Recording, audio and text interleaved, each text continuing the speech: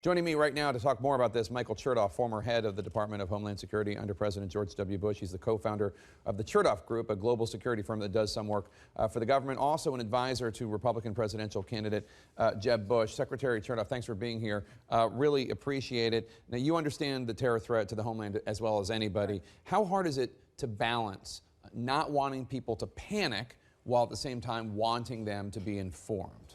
Well, I think it's important to inform people, but it's also important not to overstate the specificity of the threat. And remember, we've had this situation for almost 15 years, since 9/11. Right after 9/11, we didn't know what was coming at us. We didn't have an architecture for security. And yet we were able to assure the public that vigorous action would prevent other attacks. And frankly, we were quite successful. If you look historically over the last 15 years, I think there have been approximately 40 or 45 people in the U.S.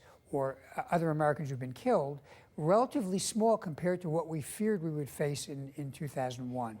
So we haven't done a perfect job, and I don't think the public can expect perfection, but there is a very robust intelligence and security architecture in place.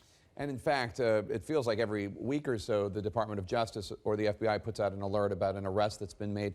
One thing that I always wondered is how many of these FBI agents doing this undercover work and snagging these terrorists before they connect, how many of them are Muslim Americans?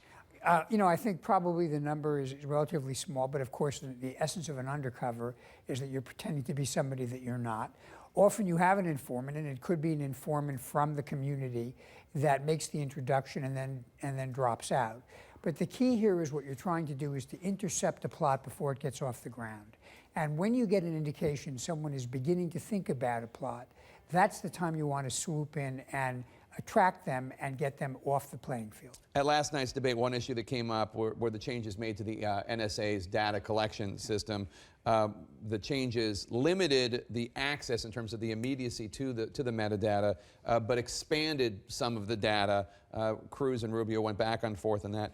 But bottom line, do you think the intelligence community has what they need to stop an attack?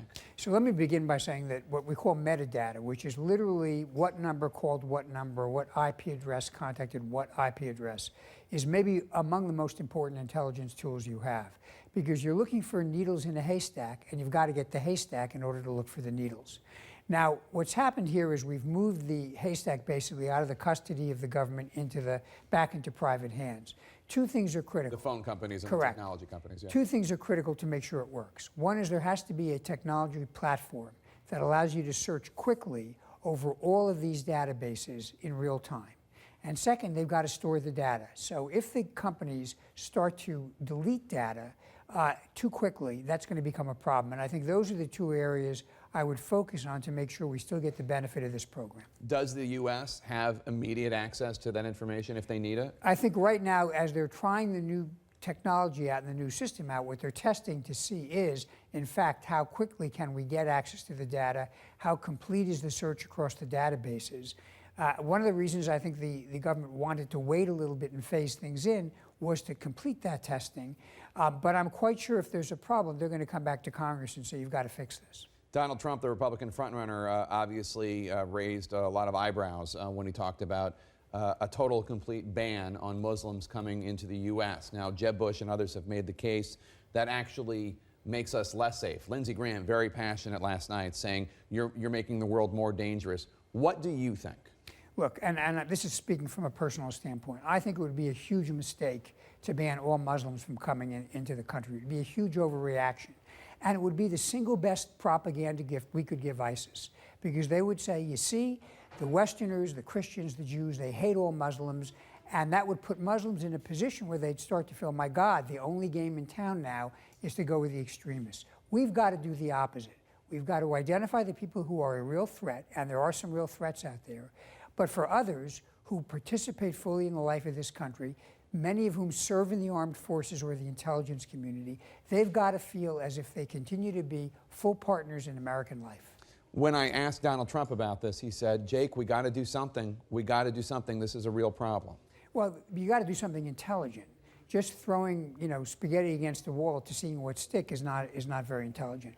What's intelligent here is to use the ability to focus on the metadata and other intelligence capabilities to identify people who are dangerous and to get the community, including the Muslim community, to speak up when they see somebody in their recruiting. That's how you do something smart to enlist all of the tools of national power to protect ourselves. Last night, a lot of the Republican candidates criticized President Obama and Hillary Clinton for not using the term radical Islamic terrorism or radical Islamic jihad. I know that this was an item that was debated a lot in the Bush administration as well. What do you think? Does it help ISIS and al-Qaeda if the term Islamic is used by an American leader? You know, when I was in office, I went around and met not only with community leaders here in the U.S., but frankly overseas, including in Arab countries. And what they told me is they tended to use the phrase radical or violent Islamist. Islamist meaning a political ideology as opposed to a theological or religious ideology. But they didn't shy away from identifying these ideological fanatics as trying to cloak themselves in Islam and using cherry-picking Islamic terms in order to try to broaden their appeal.